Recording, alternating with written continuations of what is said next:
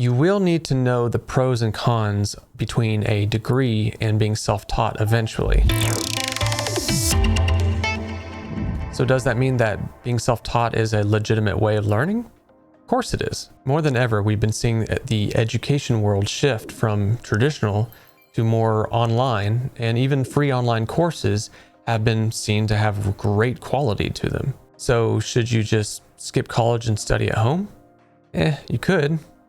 And you get to control your hours, learn at your own rate, apply the coursework more towards subjects that you're interested in, save an incredible amount of money, usually tap into online communities that can help give feedback, and even get more perspectives of learning rather than a single source from a professor. And that's great, but it requires you to be self-motivated and constantly on top of your coursework. It doesn't simulate the responsibilities of a course with homework and attendance.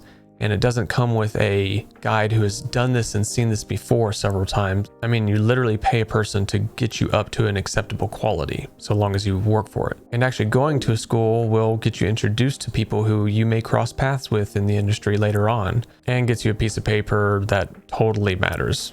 So while self-study can definitely be great for learning new things and picking up new skills or supplementing your existing skill sets, it doesn't cover things like business etiquette or professionalism that makes you better with soft skills so that you're a team player. That being said, if you've worked several jobs and you have a lot of experience when it comes to professionalism, then perhaps structuring your time around doing self-study is appropriate for you.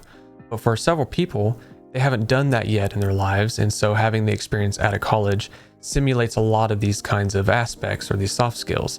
And that can be super invaluable to someone who's never done it before. But regardless if you are self-studying at home or going to a school, working hard and working smart doesn't cut it anymore. You have to be working earnestly.